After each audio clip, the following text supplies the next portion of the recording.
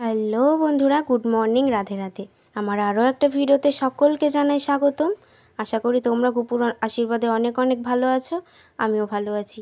তো প্রত্যেক দিনের মতো দেখো, আজকেও আমার গুপু সোনা কিন্তু সকালের ভোগ খাওয়ার জন্য বসে পড়েছে। আর আজকে ওকে পুরো সাদা ফুলে সাদা, মানে মুকুটটাও সাদা, জামাটাও সাদা। কিছু বলো জোরে জোরে।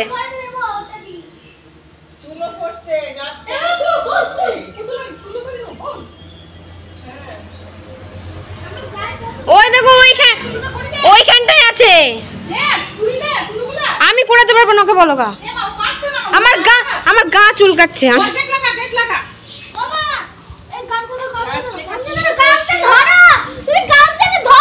এবার ভাতে তরকারিতে সব কিছু তুলো হয়ে যাবে, ঘর ময় তুলো, কাজ করে উঠতে পারছি না। ছাগলের বাচ্চার বালিশ বানাবে অনু। আর তুলো পুরাচ্ছে ছাগলের বাচ্চার বালিশ করাবে। আমি এখন খুব ব্যস্ত, অনেকগুলো কাটাকুটি করে চান করে উঠলাম, সকালবেলা টিফিন করিনি। এখন তো টিফিনের টাইম না, তাও এখন করতে হবে। কি পান্তা ভাত? না, পান্তা ভাত না, এখন রুটি করবো, তারপরে ভাত করবো। ওই জন্য ব্যস্ত আছি, এখন কথা বলার সময় নেই।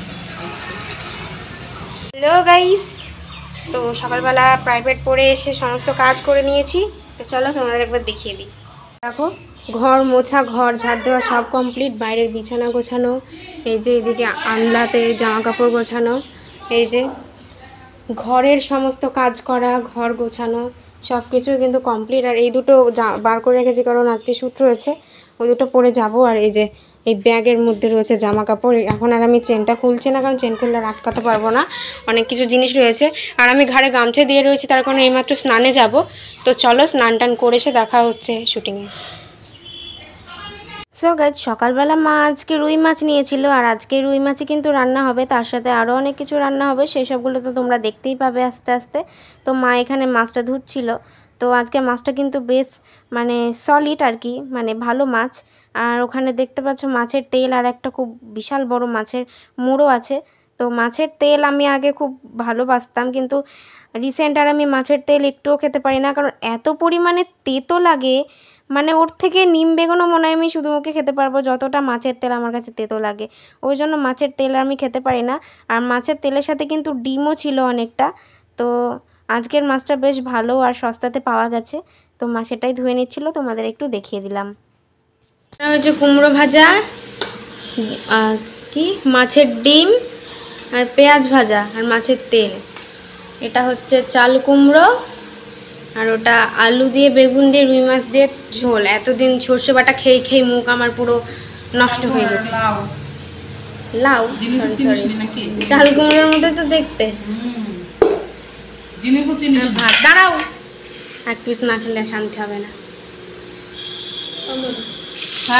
কত ভাত দিয়েছে? ভাত তোলো,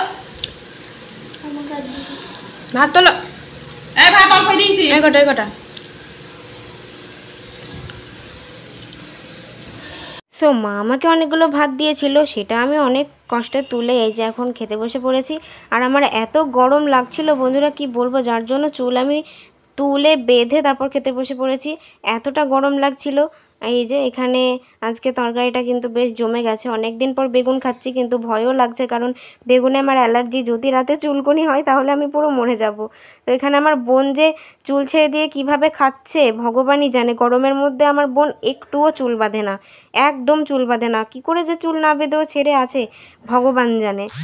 সো গাইজ, তোমাদের যেহেতু আমি আগের ভিডিওতে বলেছিলাম যে আমি গতকাল আম মাখা খেতে পারিনি, তাই আমি আজকে আম মাখা খাবোই খাবো।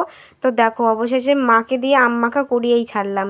এই আমগুলো মা পেড়ে নিয়ে এসেছিলো পাশের কাকাদের বাগান থেকে। তো চলো এবার আমগুলো মাখা যাক। গাইজ, আমার তো জিভে আবার জল চলে আসছে, যদিও বা আজকে আমি আম মাখা খেয়েছি, এতটা সুন্দর হয়েছিল খেতে কি বলবো। আর আমটা বেশ মিষ্টি মিষ্টি ছিল, কিন্তু আমাদের গাছে ন্যাংরা আম যদি হতো খাওয়াই যেত না, এত পরিমাণে টক, এত পরিমাণে টক। তো আজকে বেশ জমে গেল। গাইস, আজকের ভিডিওটা কেমন লাগলো অবশ্যই জানিও। তো এখন আমার মন প্রাণ সব কিছু শান্তি আম মাখাটা খেতে পেরে, কারণ গতকাল আমি আম মাখা খেতে পারিনি ঘুমের জন্য। হ্যাঁ, আজকে দুপুরবেলাতেও আমি ঘুমিয়েছি, কিন্তু আজকে দুপুরবেলা ঠাম্মা পাশে ছিল, মা ৩-৪ বার আমাকে ডেকে তুলেছে, কিন্তু পারিনি। তারপরে ঠাম্মা কী করেছে, পেছন দিক থেকে ভেবে ডাকছে, ওট ওট সব খেয়ে নিল।